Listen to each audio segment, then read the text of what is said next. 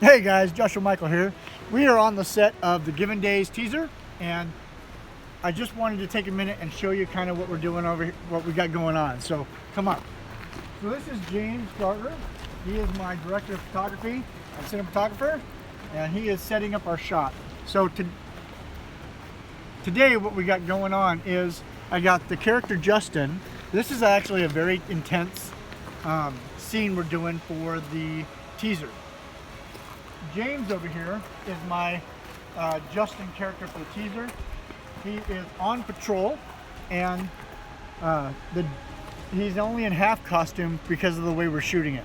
But he's on patrol, and this is the scene where he comes up to the kid, and they have a very intense moment, and it's going to be awesome in the teaser, so stay tuned. But this is Justin down here playing our Iraqi kid. He's actually just playing. They just had a firefight going on, but he's actually on the mountains, and he winds up seeing a gun on the ground and feels he needs to pick it up to protect himself.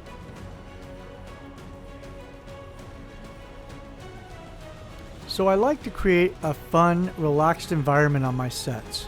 But as a military veteran, the most important thing to me is safety on my sets. And as for this sizzle reel, we had children on set. It was decided early on that we would simply use life replica airsoft weapons, so that at no point did I have to worry about blanks or anything like that. And I definitely did not want to have to deal with any kind of accidents on my set. So after the horrific tragedy on the Baldwin set, there's very little reason to ever use any kind of live ammo on set. In fact, there's never a reason to use live ammo on set. But blanks are important sometimes. But when you have children on set, I have a very strong policy about not using any kind of live fire weapon when there's children involved in a film set. So it was even kind of a running joke on set about using airsoft weapons, but they look real, they look great. I had the end result was fabulous, so it really turned out wonderful. And I think in this situation, it turned out fabulous, and I loved it. And the kids liked it, and we all had a lot of fun. Is that an airsoft gun? No. Hey! No. Justin, come on over here.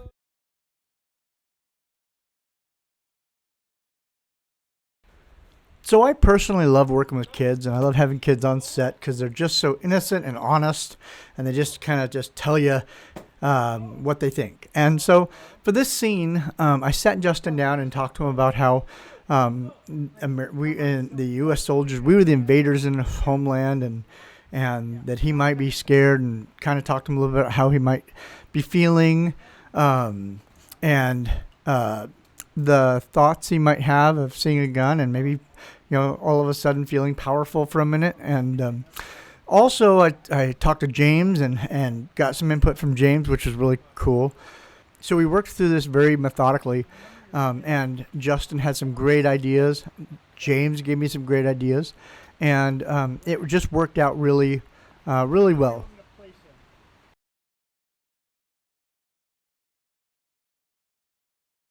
Does that work for you? Yeah. Okay. All right. So start it up again. Camera rolling. Roll. And action. Another major concern for the film were costumes and having authentic costumes. And so, obviously, being a military veteran and having gone to Iraq, I saved my BDUs, my desert BDUs, and kept them. And so, I had them hanging in my closet. So when we did this, I knew I would put that on James, and I will probably also use it on my lead actor when we actually shoot the feature film. And the headdress and shroud that Justin is wearing is also authentic. I actually have both the long shirt, the Iraqi shirt, and then a white head shroud and the black and white one that you see that he's wearing. The white one we found to be too long. That's what I was wearing at the beginning when I introduced the documentary. And it didn't look right on Justin, and so we went with a shorter black and white type of scarf type headband, and the black strap that's around his head is actually a woven black. That's authentic too. That is the black head wrap that you see Middle Eastern people wearing to hold the shroud on the head. And so we had these pieces, and I was really excited to be able to give them to the actors, or not give them to the actors, but let the actors wear them and use them. So these that you're seeing are actually authentic pieces from Iraq. And I think they just kind of add a real depth of realism to the characters and to the actors.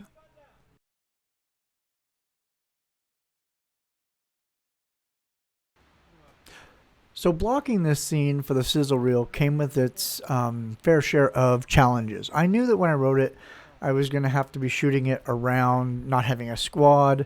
Unfortunately, my lead actor, Jonathan, wasn't going to be here because he's on set in Oregon. And so I substituted my son, James, and I knew I was going to have to block it in a very creative way for the sizzle reel, to be able to still convey what needed to be conveyed in the story for the teaser. So, but both boys were just fabulous and a lot of fun to work with, and I can't say that enough because I always loved working with my son James, but Justin I'd never worked with, but he was just great. He was very easygoing, and he had ideas, and so we let him share some of his ideas about stuff, and the blocking actually turned out really well. Now, this where we're actually blocking this scene is in the Sweathouse Creek area behind Victor, and there's a rock quarry. And I actually had forgotten about it until my cinematographer said, "Hey Josh, there is a rock quarry out at Sweathouse Creek." And I actually shot a short film called Mystery at Sweathouse Creek, which is a Native American legend type of story out here. And so we actually went up to the top of the mountain by a waterfall up there and shot. But when I thought about it, I thought, that is a rock quarry, and it'll work, and we'll have to probably shoot it very creatively. But it worked out really well. In fact, when we do the film, should we be given the opportunity to do that, we're going to come here and probably shoot a good section of at least one of the combat scenes here at the quarry. So had a lot of fun. It's a great location, especially the rock face there that you see is just beautiful and gorgeous, and turns out on film, as you look at it, very colorful, which is very dynamic on the screen. So had a lot of fun, and I hope you enjoy it. All right. So let's practice this once, okay? So you're going to walk to here.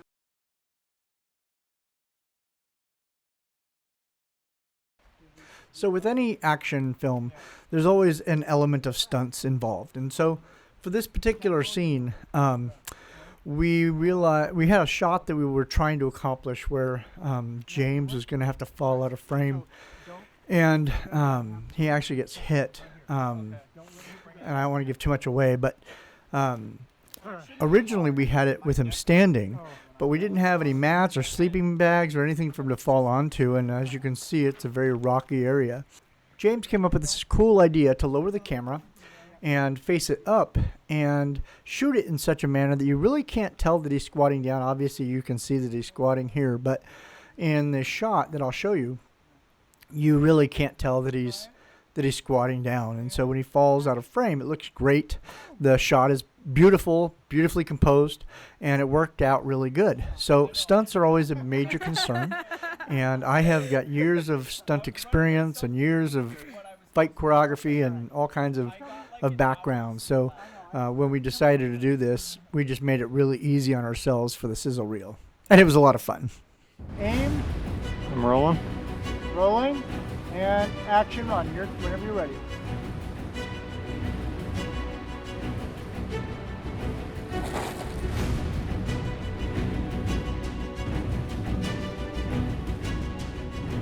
We rolling? Rolling. My role on this amazing film is Sergeant Lisak. I am the Overwatch as the sniper, and I am portraying this amazing individual pertaining to the storyline. So excited to be up here in the Montana mountains. Movie magic. We're not over in Iraq. Crazy. But yeah, just a pleasure to be here. So one of the challenges of doing any sizzle reel is to figure out what scenes are important, or what might be important to the grant board or the funding organization you're trying to acquire funding from. And so for this story and for this scene, I realized I wanted to do a foreshadowing shot. Well, and to do a foreshadowing shot, I would also need to be able to show the sniper. And so I thought that it was really cool to put this in the sizzle reel because, one, we had the costumes, we had the weapons, we had everything we needed to do it. It also gave me the opportunity to do foreshadowing of both Justin and the kid. And so it became actually very important for this particular shot to be added to the sizzle reel. So I hope you enjoy it. So for this shot, basically we're doing a rack focus shot to establish the sniper position. This is Jared Boxerman, and he is playing Staff Sergeant Liasek in the film, but today he's playing the sniper for the teaser. So, and he is Special Forces today, and Special Forces have facial hair, and they usually have long hair, and so they're oftentimes out of uniform. Most people don't realize that, but Special Forces very seldom actually wear uniforms. Normally they're in civilian garb. So I'm kind of doing a mix-up here today. So that's what we're doing. Overwatch the team lead. Roger, be advised there's an Iraqi kid on approach.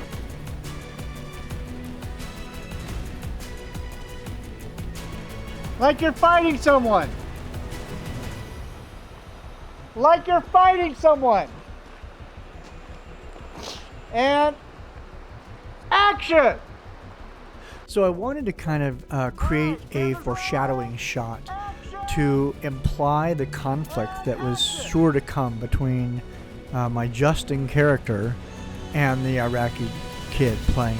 And so we came up with this really cool shot from way up on this cliff up at the top of the bluff of the quarry, and we used a long lens, and from laying a sniper overlay on the shot, we could imply that there was going to be some kind of conflict. And in fact, in the film, there is. The way we did that, again, like I said, is we set up a long lens shot from way far away, and James, in all of his awesomeness, was able to create this shot foreshadowing the kid and Justin's meeting.